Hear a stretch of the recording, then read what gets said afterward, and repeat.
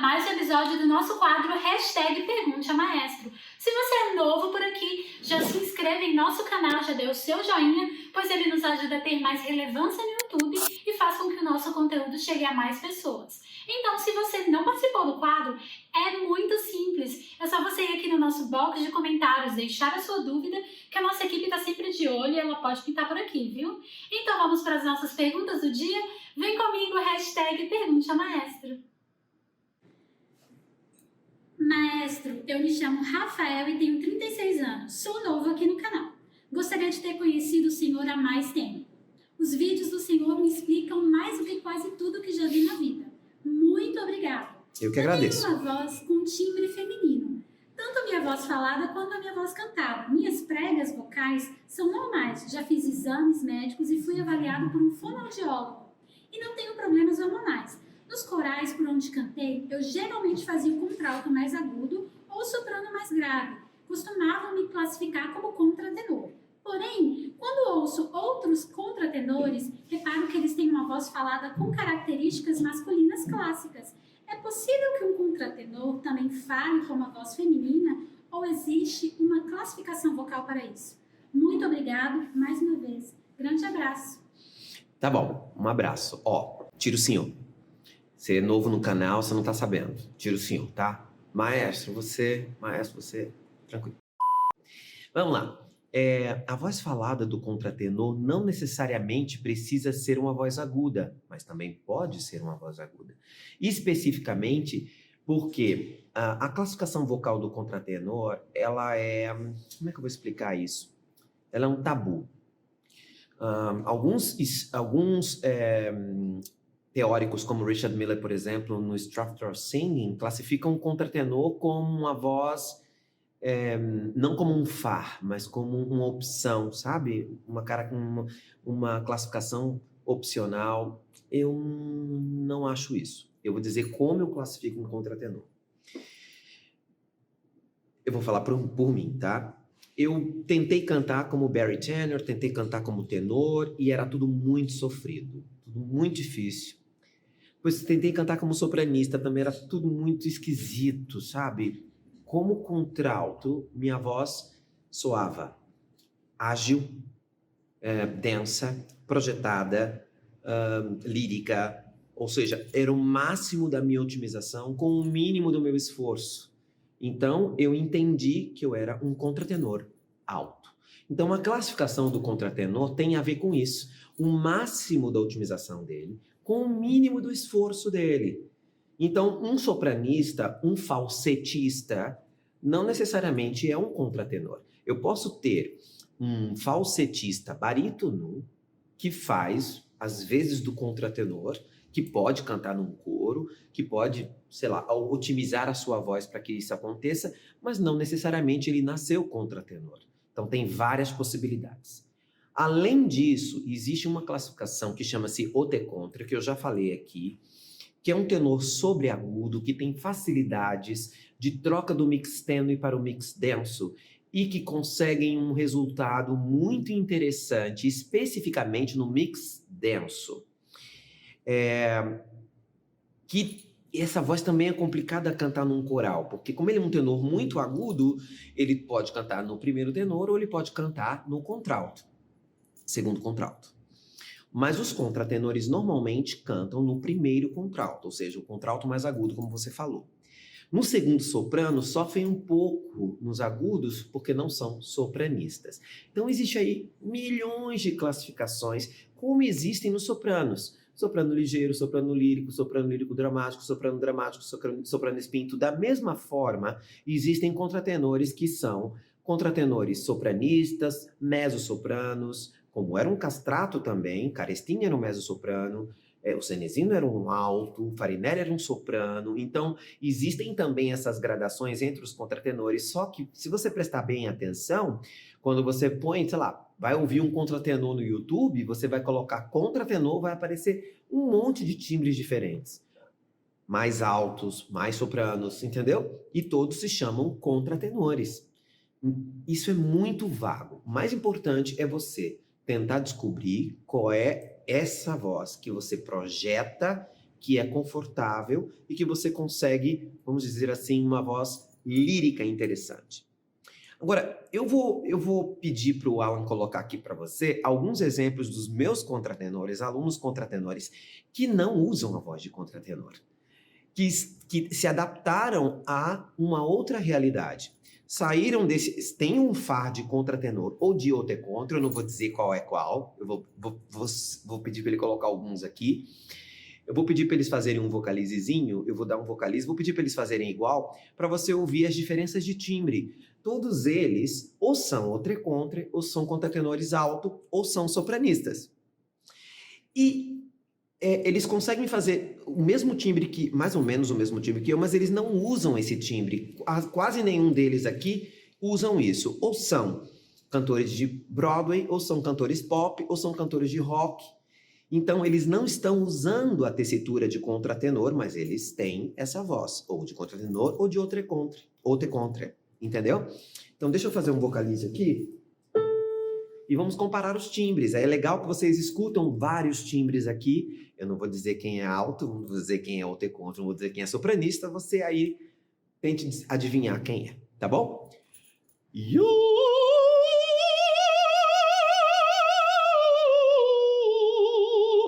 Arrasem, meninos.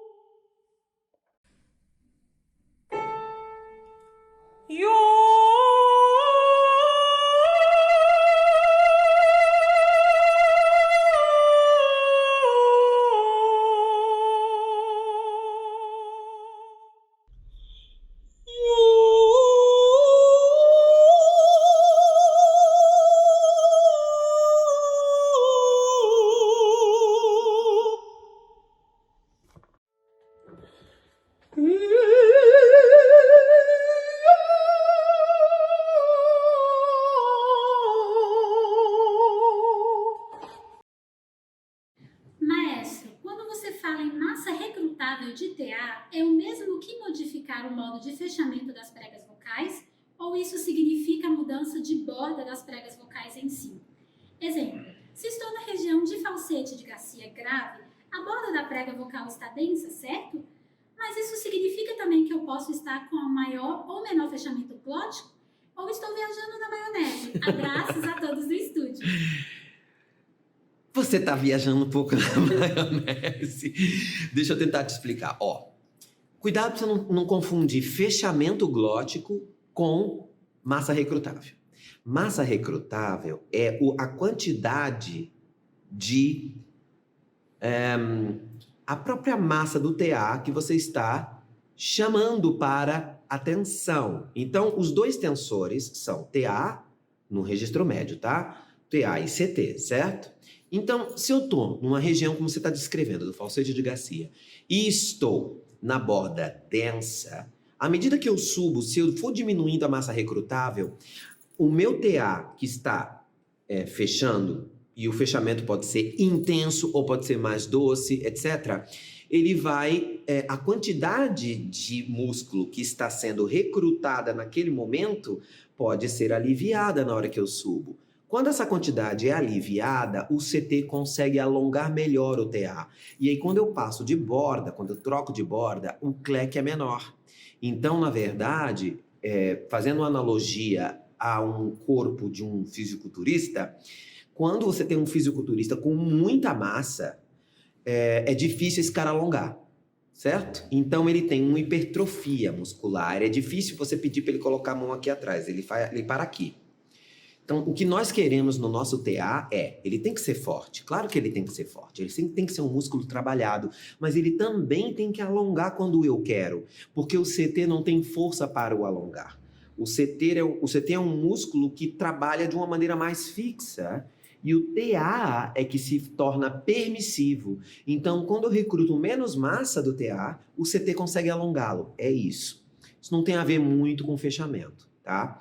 Porque tem pessoas que recrutam pouco TA e fecham muito, e a voz soa apertada do mesmo jeito. E é difícil ouvir isso. O professor de canto às vezes não sabe. Ele confunde 3 coisas. Ele escuta a voz apertada, ele diz: você está com uma faringe muito apertada. E às vezes não é só a faringe, às vezes é o fechamento que está muito intenso. É músculo intrínseco adutor. Às vezes ele diz: eu estou sentindo seus adutores muito fechados, muito apertados, o CAP não está trabalhando. E é a faringe que está apertando os adutores, ele não consegue escutar. E às vezes ele tem uma laringe muito alta, e isso favorece fechamento, e às vezes ele escuta essa faringe alta e ele fala: você está botando muita massa. Então há uma confusão nisso, que o professor de canto ele tem que educar a voz dele. E quando eu dou aula de capacitação, a gente tem uma parte que chama-se listening, que é exatamente isso, para o professor poder ouvir e dizer: a laringe está alta, aumentou o fechamento. Agora a laringe está baixa, eu escuto muito fechamento ainda. Tem muito intrínseco, porque a faringe está ampla. A faringe está ampla? Deixa eu ouvir de novo. Tá ampla, então é fechamento. Agora eu estou sentindo a faringe fechada e o fechamento está frouxo. Então sai som. Essa combinação, ela é difícil de escutar, tá bom? Então cuidado para você não confundir. Vamos recapitular. Quantidade de massa recrutáveis tem a ver com o músculo TA e ele permitir que o CT o alongue. Fechamento tem a ver com intrínsecos adutores, CAL, AA e TA externo. E elevação da laringe ou fechamento da faringe dá uma modificação no som. Tá, elevação da laringe dá uma sensação de aperto, fechamento da faringe também dá uma sensação de aperto, mas são apertos diferentes. Tá? Então eu posso ter vários squeezes. Um squeeze de fechamento, um squeeze de elevação da laringe e um squeeze de faringe. E às vezes a pessoa tem uns 3 squeezes. Por isso que eu sempre vou para a voz de economia janeiro, fevereiro, porque aqui minha laringe abaixa, minha faringe amplia e o fechamento está super doce. E aí eu consigo corrigir muito mais coisas ao mesmo tempo. Experimente ir para essa voz para você ver se você está com algum desses problemas, tá bom? Espero ter te ajudado. Maestro, dá uma ajuda no speaking. Eu estou fazendo aula e ainda não consigo ter firmeza a ponto de todo dia estar igual e parecido com uma voz normal. Olha que eu estou fazendo exercícios diariamente de maneira cuidadosa e com dedicação. Abraço. Olha, eu não sei se eu posso te ajudar, mas que tal você marcar uma avaliação? Marca uma avaliação comigo, que eu posso te ajudar a, de repente, encontrar um caminho para o seu speaking. Porque eu não posso te dar um vocalize aqui sem conhecer a sua voz, né? Eu não sei se o seu speaking está com fraqueza, por exemplo, e não tem tônus. Eu não sei se você tem uma voz meio lírica. Eu não sei se você canta mais de belting, por isso você não usa o speaking. São tantas possibilidades que eu acho melhor você fazer uma avaliação. Uma comigo. E aí eu te ajudo e te encaminho para algum professor. Mas, de uma maneira geral, o speaking pode ser amplificado pela cavidade oral e pela cavidade nasal, quando não dá muito certo na faringe. Então, usar o uau, uau na borda tênue, um calling de sol na borda tênue, uau, me ajuda a ter projeção. Esse calling pode te ajudar, mas eu acho que a avaliação pode ser melhor. Eu uso esse calling e depois coloco a cavidade nasal. Olha a diferença. Uau! Uau! Ele já ganha muito mais projeção com a cavidade nasal, entendeu? Mas eu acho que uma avaliaçãozinha valeria a pena, tá bom? Maestro, o senhor considera importante ensinar leitura de partitura, mesmo para os alunos que não queiram se tornar profissionais? O que fazer se o aluno não quiser aprender de jeito nenhum, mas precisa aprender e entender os conceitos musicais básicos como ritmos e tons? Por que ele precisa aprender? Deve ser um professor que está me perguntando isso. Por que que ele precisa aprender? Porque ele não afina? Porque ele atravessa o ritmo? Talvez ele não precise ler partitura para isso, porque existem outras maneiras de se musicalizar a pessoa sem que ela precise ler. A musicalização ela pode acontecer de várias maneiras. Através do sapateado, através de um coro, sabe? Tem várias maneiras de instrumental off, tem várias coisas que podem ajudar. Porque se o aluno não quer, acho difícil que você consiga. Uma das coisas que me deixam com mais vontade de dar aula é que a matéria que eu dou aula não é matemática, que você é obrigado a estudar no colégio. A matéria que eu dou aula é música. Você faz se você quiser. Eu não tenho nenhum aluno meu que faz a matéria obrigado. Ele faz porque ele quer. Então, se ele diz, maestro, eu não quero estudar teoria, eu quero cantar como hobby. Eu não quero ser profissional. Eu respeito isso. Porque todo o tesão dele é performance, mas para ele. Agora, a partir do momento que ele disser, nossa, agora eu me apaixonei por isso, sabia? Acho que eu quero me profissionalizar. Aí eu falo, que tal você estudar um pouco de piano, só para você ter uma noção das notas? Que tal a gente fazer uma aulinha de teoria? Eu sugiro. A própria pessoa começa a perceber. Mas não acho que a gente deve empurrar isso goela dentro do aluno, sabe? Porque cada caso é um caso. Eu tenho alunos que são extremamente musicais e não leem partitura. E tenho alunos que leem partitura e não são musicais. E aí? Então, não seja tão, sabe, exigente assim. Deixa o aluno, aproveite que a nossa matéria é uma matéria que a gente pode escolher. E quando é a mãe que escolhe, que obriga o aluno a estudar, já aconteceu comigo, que a mãe tem um sonho de ser cantora e ela põe o filho para estudar e o filho não quer, eu chamo a mãe e falo, vem você fazer aula comigo. Deixa o seu filho fazer judô. Ele não quer. Vem você fazer aula comigo. Ai, mas eu tô muito velha. Não tá, não. Não tem negócio de velha. Não tem isso. Vem estudar comigo. Você agora pode fazer uma carreira. E deixa o seu filho fazer o judô que ele quer. Né? Eu passava isso no piano bastante. Eu tinha um aluninho de piano, nunca me esqueci dele. Acho que eu já até falei aqui. Ele tinha uns 9 aninhos e ele chegava na aula, a coisa mais linda do mundo. Parecia um príncipe. Ele sentava no piano, cruzava os braços e falava, eu odeio você, eu odeio essa aula, eu odeio o piano. Aí eu fazia, mas eu não vou ouvir você tocar nada? Não, eu odeio você, eu odeio essa aula, eu odeio o piano. Aí eu falei, mas por que você faz aula então? Porque minha mãe me obriga. Aí eu chamei a mãe para conversar, falei, ele fala que odeia a aula, que me odeia, que odeia o piano. Ele não quer estudar piano. E aí, o que eu fiz? A mãe não tirava, tá? Aí eu falava, o que você gosta? Aí ele falou, eu gosto de francês. Eu amo minha aula de francês. Aí você fala francês? Falo, peguei músicas em francês para ele cantar e tocar, e ele começou a querer tocar por causa do francês. Mas ainda assim era difícil, tá? Eu tocava, ele tocava a mão direita e cantava. E assim ele foi. Aí um belo dia, ele chegou com a prova de francês dele para mim, para eu ajudar ele a corrigir a prova, porque a professora disse que tinha que corrigir, não sei o quê. E ele veio trazer o francês para mim. Aí eu falei, chamei a mãe e falei, olha o nível. Ele agora gosta de mim. Mas ele continua odiando o piano, ele não quer. Vem você estudar comigo. E a mãe veio estudar comigo. E foi ótimo. Né? Às vezes acontece isso. No nosso caso, no estúdio é raro.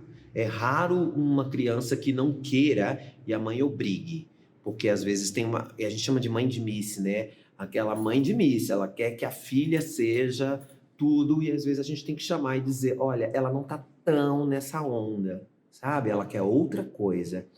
Ela quer balé, ela quer... E às vezes as crianças falam para mim, professor, eu tive um aluninho também, acho legal falar isso aqui para os pais, eu perguntei para ele, você não está estudando por quê? Ele falou, porque eu queria jogar bola. O tempo que eu tenho livre, eu queria jogar bola e minha mãe me obriga a estudar piano. E eu não quero, eu quero jogar bola. Você pode falar com ela? Foi assim. Então, nós temos que aproveitar, né, que a nossa matéria é uma matéria de querer. Então, não obrigue seu aluno a nada. Faça ele se apaixonar. Alunos meus que não gostam de ópera, sabe o que eu faço? chamo eles para assistir ópera. Vamos assistir uma ópera? E aí eu começo com uma ópera maravilhosa, que eu amo, que é Turandot. Difícil alguém não gostar de Turandot. Muito difícil. A ópera é linda, a história é muito incrível, se passa no Oriente, é tudo muito incrível, o figurino é lindo. Então, a pessoa termina gostando. E ela fala, nossa, eu não sabia que ópera era tão legal. E ela começa por aí, daqui a pouco ela tá vendo uma boêmia, daqui a pouco um Barbeiro de Sevilha, uma comédia, e quando você vê, ela tá gostando de ópera. Então, é a sua responsabilidade fazer seu aluno se apaixonar, tá bom? O maestro toca mais algum instrumento além do piano? Fiquei muito curioso. Olha, eu estudei alguns instrumentos na faculdade como maestro, porque eu achava que era importante eu estudar. Então, eu estudei viola, de cordas, né? Estudei viola, estudei oboé, de sopro, e estudei percussão, teclados de percussão, né? Que mais? Estudei órgão também, porque, na verdade, eu me formei em órgão, de pedaleira. Na orquestra eu tocava celesta, todos os instrumentos de teclado. O que mais? Quando eu era criança eu tocava sanfona, ainda toco. Ainda toco um pouquinho. Aqui a minha sanfona tá na casa da minha mãe. Eu tenho uma sanfoninha pequenininha de 48 baixos, porque eu era tão pequenininho que tinha que ser uma pequena, porque era muito grande, entendeu? Eu sempre fui muito pequenininho. E eu cheguei a tocar profissionalmente com 10, 11 anos, fazendo turnê tocando sanfona. Ninguém sabe disso. Agora acabei de falar no Pergunte ao Maestro, Marconi do acordeão. Ninguém sabe disso. O povo do Nordeste que me viu tocando não sabe que eu sou o Maestro Marconi, tá? Mas toquei flauta doce, aprendi um pouco de violão. É isso. Mas o que eu toco hoje? Voz, né? Canto. Porque nem piano, mas eu toco, gente. O piano é um instrumento tão ingrato. Tão ingrato. Porque se você para de estudar uma semana, o público já percebe que você parou. É um instrumento muito muscular, é um instrumento que exige de você uma dedicação, são 7 horas de estudo por dia, eu não tenho esse tempo, infelizmente. Então eu toco o básico do piano, me viro, mas não sou mais concertista, já fui, já toquei com orquestra, me formei, né? Mas decidi me dedicar à regência e o canto e a composição, que já é muito, né, gente? Já é bastante. Na hora que eu estudo uma sinfonia, eu tenho que sentar no piano para reduzir. E isso é muito bom, porque o piano é um instrumento que me ajuda a assessorar o maestro, não é? E o cantor também, eu aprendo tudo muito mais rápido, eu decoro tudo mais rápido, eu toco para mim mesmo, é muito melhor. Mas não toco mais.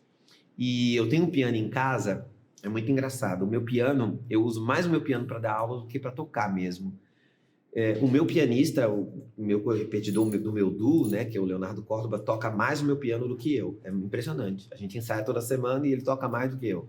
Porque o meu piano fica em desuso. Às vezes eu sento no piano, até falei isso com ele essa semana. Vou tocar um Chopin aqui. Aí eu começo a tocar, o dedo não vai, já fica irritado, Ares, irritado. O dedo não vai. A música tá na cabeça, mas o dedo não vai, porque é mecanismo, é técnica. Técnica é uma coisa que se você não estudar toda semana, não responde. Então, agora tem uma coisa que acontece comigo. Quando eu entro de férias, que eu não tô fazendo absolutamente nada, aí eu volto a compor e a tocar piano. Aí eu dou um upgradezinho no meu piano. Então, é uma hora que eu aproveito. Mas, se você me perguntar qual instrumento que você domina, gogó, canta.